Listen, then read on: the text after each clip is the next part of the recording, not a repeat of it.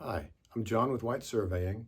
I've produced a couple of videos on FEMA flood maps and ways that you can research and find out if your property is in the floodplain. I've used a lot of terminology and showed information on maps that you might not be familiar with. So this video, I want to talk about what those terms mean and when you're looking at a map, how you can interpret those. So I've done a couple of videos now where I have talked about ways you can go to FEMA and either using their GIS system, their flood hazard layer viewer, or their map service center, search to see if a property you own or interested in lies within a floodplain, and if it is, how to make a flood map or a format of that area so you can see the zones and the information on there. I've tossed out about a lot of terminology. Zone X shaded, Zone AE, 100-year floodplain, 500-year floodplain. What do those mean? How does FEMA define those? And how do they impact anybody who might be affected in those areas? So what we're looking at now is an actual sheet from FEMA. It's a firm map, covers quite a wide-ranging area. We sit right in here. That's what we made a format of previous video. We've got a notes to users, which explains a bunch of information. We have a legend, which explains all this. We're going to dive into that. And then we have our title block over here. So we're in map panel 40143, which is the Tulsa area, and then C0378 and then L. This last number is the repetition, the number of the edition it's on. So it started with A, B, C, D, and as they get higher, you get more recent. You'll see some that are D's and E's, where an area maybe it's very unpopulated and the floodplains and the flood maps haven't been updated. And then you've got some in Tulsa where we're up to L and M, and we've got things revised either in 2012 or even as recent as 2024. And the notes to the users over here, it discusses certain things out here, like the base elevations, BFE, floodways, how they've been determined. It talks about the projection used, which is, in this case, the Oklahoma State Plane Coordinate System, if you're looking at information for that. Come into a base map, shows all the information of the firm. Corporate limits will be shown. You can go to separately to map index to see how all these map panels fit together. And this also tells you if you go to the Map Service Center, you can go ahead and download and look at the products. I've already done a video on that. Go check it out. Come back over here. This area where there's no shading is the area that's not in the floodplain, generally referred to as Zone X unshaded. The 500-year floodplain, which is mildly regulated, but you're allowed to build and do all kinds of things, is either on the GIS system, a light brown or tan, or we have this black speckled. They call that the Zone X shaded, and it's a 0.2% annual chance of flood, or basically, 1 in 500 years. Although you can get back to back to back and wonder why they call it a 500-year floodplain sometimes.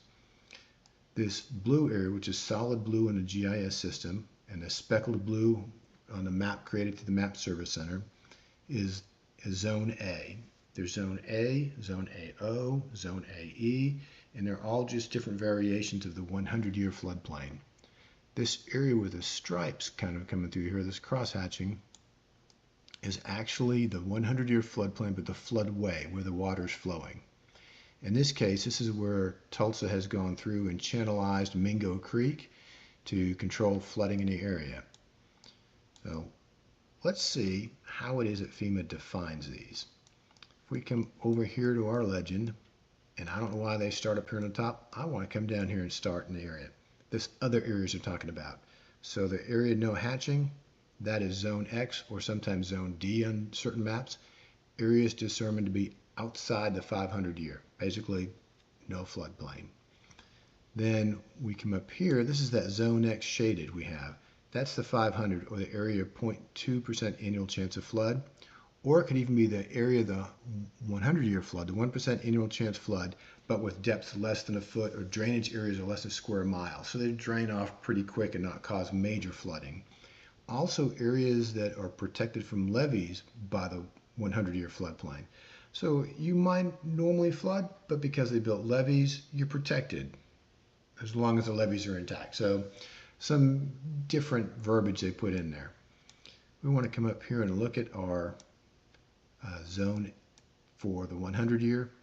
That's the solid blue on the GIS system, and it's the speckle blue here. So zone A is 100-year floodplain, but no studies really have been done, so there's no base flood elevation determined. If you want to get information on base flood, I generally contact the Corps of Engineers. You can contact FEMA. You can do some engineering studies to try and come up with a base flood, but it's not as easily done for just an engineer or surveyor to come up and calculate. Zone AE is a 100-year floodplain, but base flood elevations have been determined. That means there are cross sections, certain areas where they know what the base flood elevation is, and the surveyor and the engineer can interpolate between those to go ahead and calculate a base flood. Zone AH and Zone AO basically is a 100-year floodplain, and it means the water is just going to be ponding or it's going to be flowing to a certain depth. So Zone AO, which we have a lot near the Arkansas River, might say Zone AO 1 foot. That means water is going to be kind of sheep flowing across there to a depth of 1 foot. If it says 3 feet, you might have 3 feet of water flowing across that property. I've seen where they build houses basically up on the second floor. The ground floor is just garage. All of the AC units, the water heaters, everything are raised up 3 or 4 feet above the ground, and there's all these flood vents to let the water flow, because that's about the only way they're going to let you build in there. Zone AR, there's special flood hazard areas protected by a flood control system that no longer is certified. Maybe there were some old floodgates that are not maintained. They wouldn't count on that very much to protect you. I've never seen the Zone A99 before. And then the Zone V and VE has to do with coastal flood zones, and fortunately in Tulsa, I don't have to mess with that. I talked about cross sections. We're going to come over here and take a look. So on this Catfish Creek coming through here, you can see there's a line G, there's a line F, there's a line E and D. These are places where they ran cross sections and actually determined a base flood elevation. That's what an engineer, that's what a surveyor uses to come back and calculate a BFE for a particular property. So let's say, this building here, we want to know what their base flood elevation is.